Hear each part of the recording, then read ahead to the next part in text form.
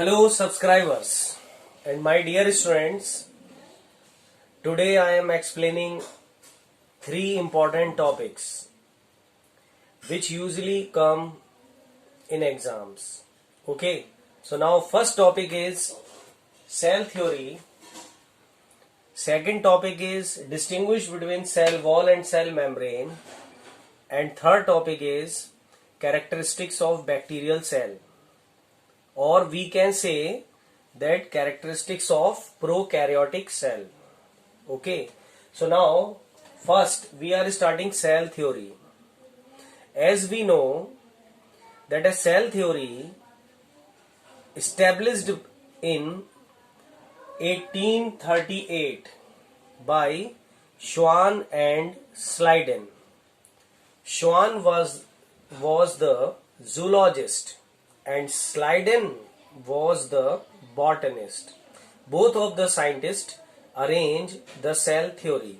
Okay, so I am explaining the cell theory in brief so that you can get good marks. Okay, so cell theory established in 1838 by S. Schwann and Schleiden.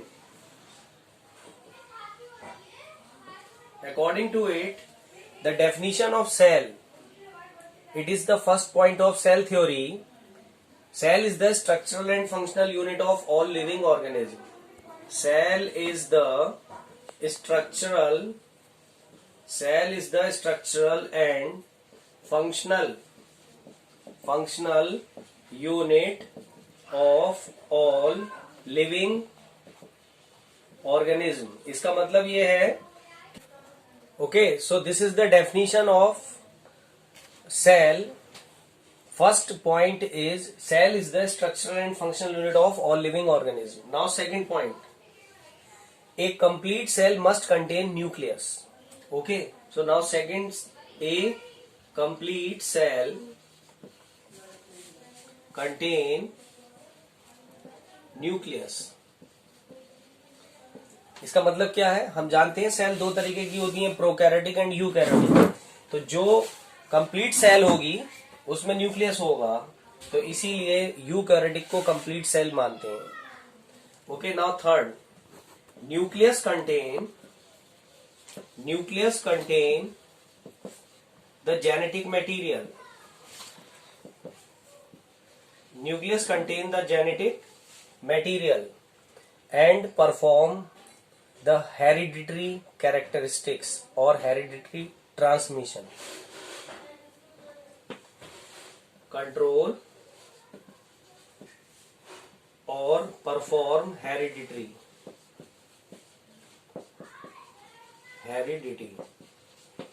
Okay, now these 3 points when became established, now fourth point is added here in cell theory by Rudolf Virchow. It was Hominis cellula, cellula.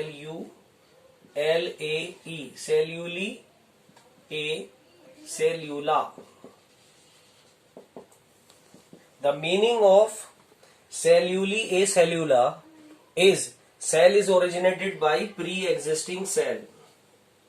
The meaning of cellula, cell is originated by pre-existing cell. इसका मतलब ये है कि हर cell को उससे पहले वाली cell ने जन्म दिया है, हर सेल उससे पहले वाली सेल से बनी है. तो ये हमारी हो गई सेल थ्योरी. अब हम सेल थ्योरी समझ चुके हैं. Now next topic is cell membrane and cell wall. Okay, so now we will understand the cell wall and cell membrane.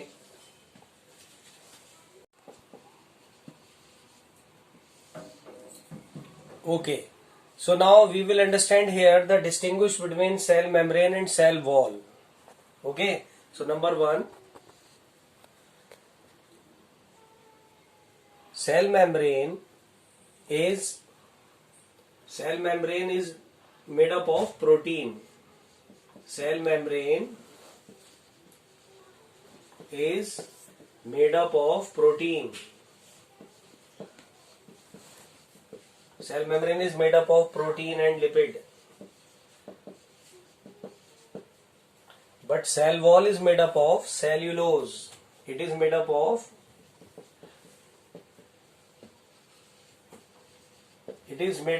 cellulose. Number 2. Cell membrane is semi-permeable in nature. It is semi-permeable. It is semi-permeable in nature. And cell wall is fully permeable. It is fully permeable.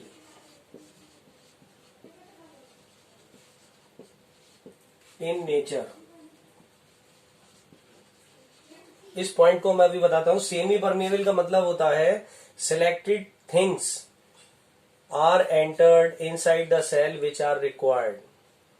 So semi permeable or half permeable.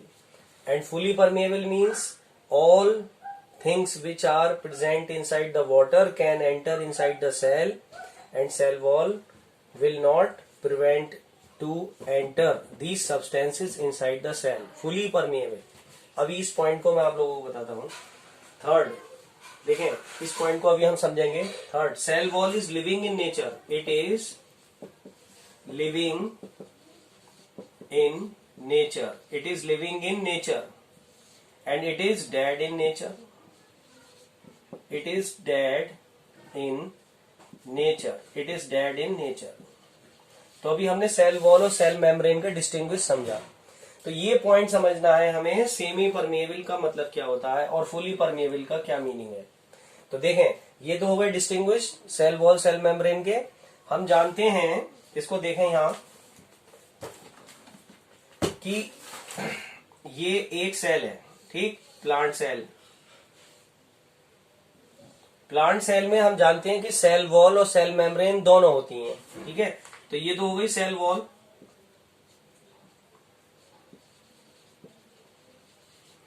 और ये हो गई cell membrane.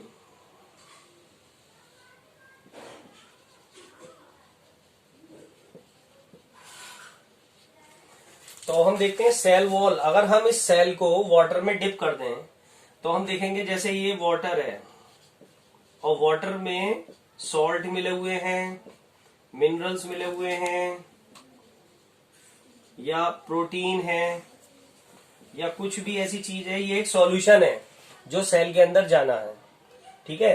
तो अब देखें fully permeable का meaning क्या है.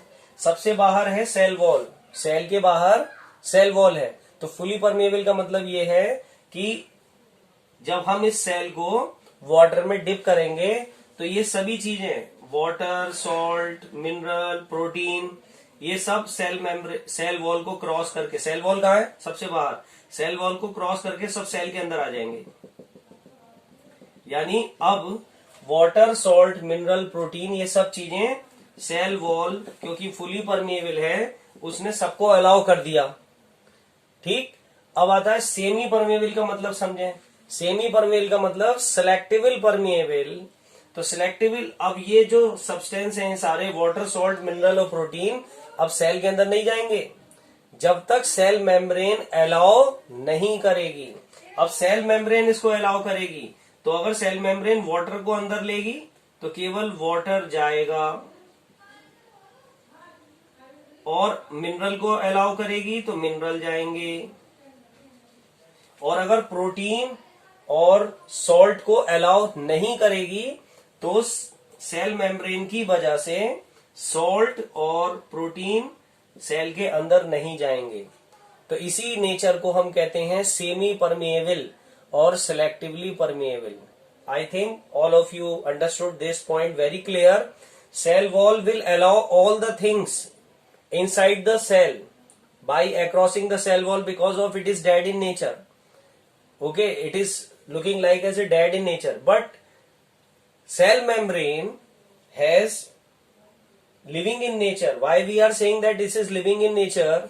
because only selected things will enter by crossing the cell membrane. That's why it is called semi permeable.